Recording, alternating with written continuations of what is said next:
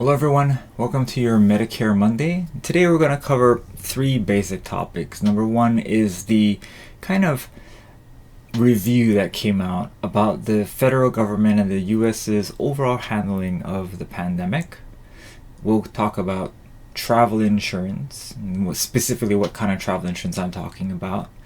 And then how pharmacy benefit managers, we've been on a whole long slew of how the drug pricing, drug distribution has really been pretty messed up. This article kind of goes further and introduces another player into the long line of people with their hands open when it comes to Part D drugs, even just regular all drugs in general, called pharmacy benefit managers, or PBMs, in this article.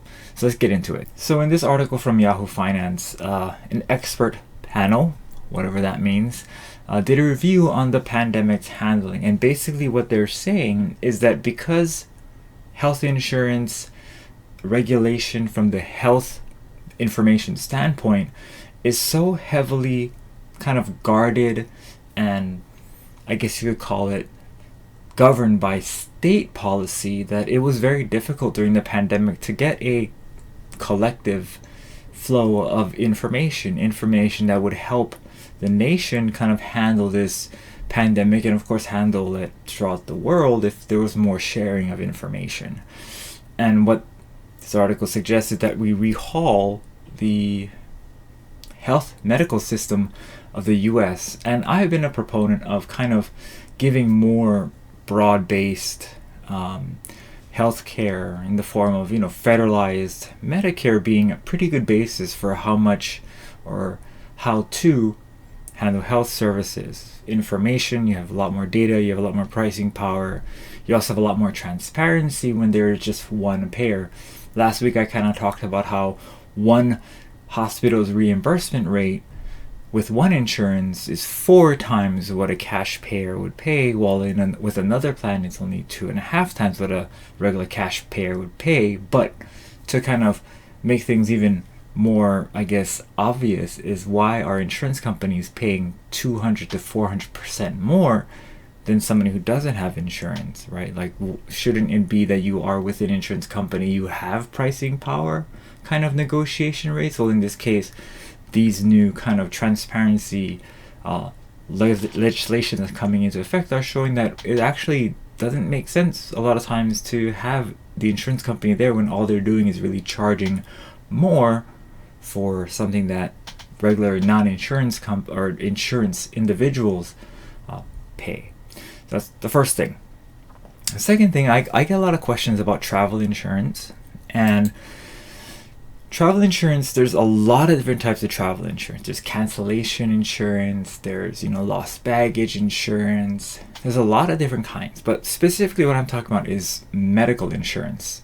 As many of you may know, Medicare does not cover you when you go outside of the US. Medicare is a specific health insurance or program or benefit provided to residents or people who paid into Social Security in the Medicare system and are paying into it in the US, and they can see US providers.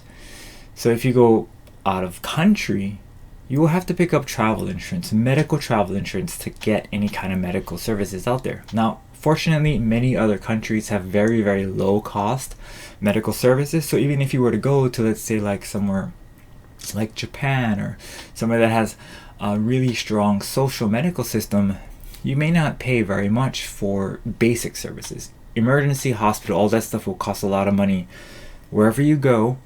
But for basic things, scratches, urgent care, you might pay upwards of $100 or $200. But if it escalates, it could be even higher.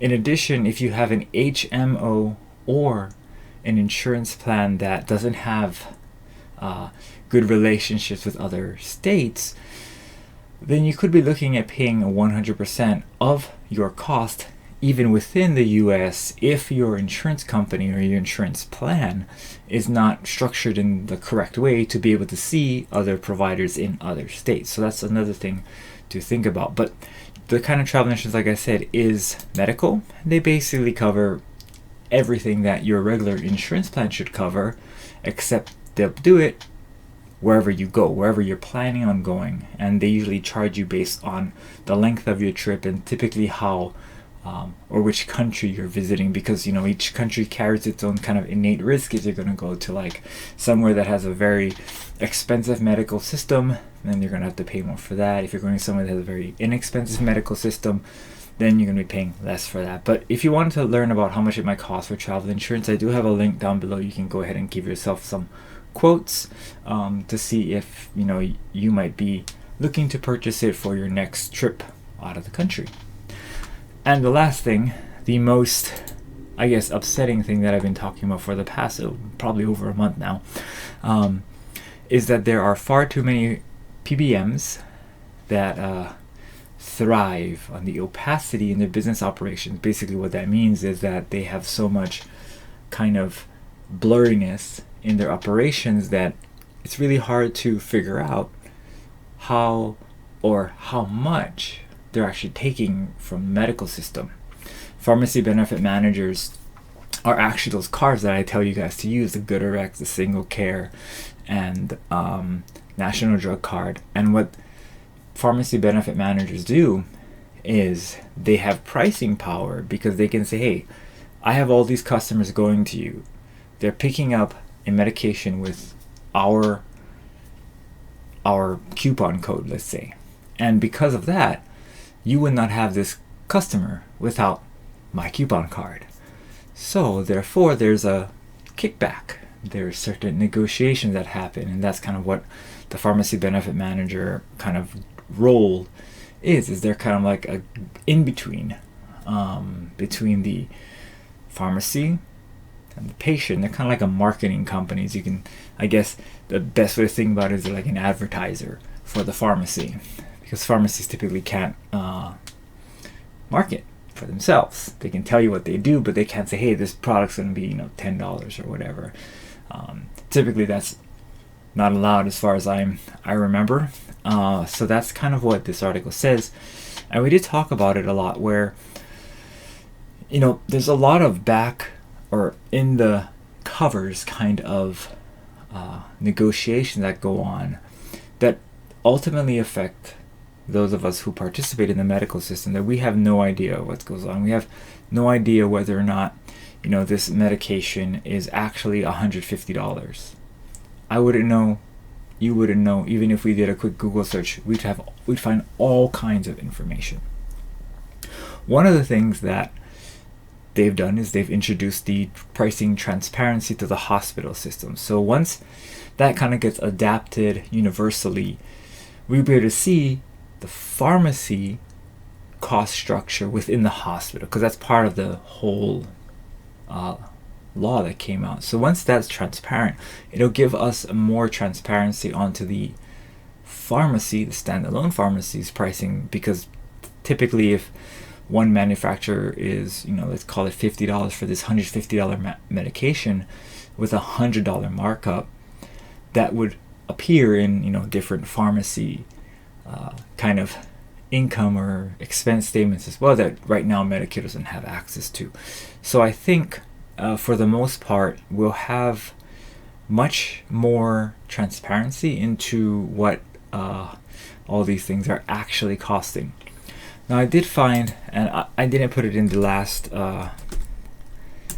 Medicare Monday, so I'll put it in this when I put it out on a tips video, but costplusdrugs.com is kind of the alternative to pharmacy benefit managers. They are kind of the pharmacy, and they tell you exactly how much they would charge you for the medications. So for example, mesalamine, you do have to send your prescription to this cost plus drug company, but what you would have to do is put in the medication, and they'll tell you exactly how much they're making. So to manufacture this medication is $20.40. They charge a 15% markup. There is a $3 pharmacy labor cost, and then of course a $5 shipping cost. So in all, you'd be paying $32 plus the $5 shipping. If you have more medications, you can combine them into one and have it all shipped out at once. But it's much cheaper than at other retail pharmacies. Other retail pharmacies can charge you as high as $940. And that's simply because retail pharmacies who accept insurance sometimes have to advertise much higher costs for the medication. And you could go ahead and look at GoodRx and Single Care and all those other companies and find out that this with the coupons it's even less than this, and that would be because the insurance companies or the GoodRx and Single Care and all those guys have huge consumer base. So with the huge consumer base, they're able to negotiate prices even further. Cost Plus Drugs just started. They're actually started by, I don't know if you folks know who Mark Cuban is. He's a investor, entrepreneur kind of guy. I think he owns either a baseball team or a football team or a basketball team. I don't know. He's pretty wealthy, but he started this company in a way to kind of provide alternatives to the current pharmacy benefit model. And Medicare did a study, and I believe they saved, or if you used his program versus Part D program, the savings were pretty significant as far as how much you or the overall Medicare program would have saved by just using Cost Plus Drugs instead of the Medicare Part D program, which is unfortunately pretty sad for the program. Nonetheless, have a great rest of the week. You guys enjoy. I believe 4th of July weekend is coming up. Yeah, Monday is 4th of July for the following Monday after this posts. Stay safe, do good things, be well, and we'll see you in the next video.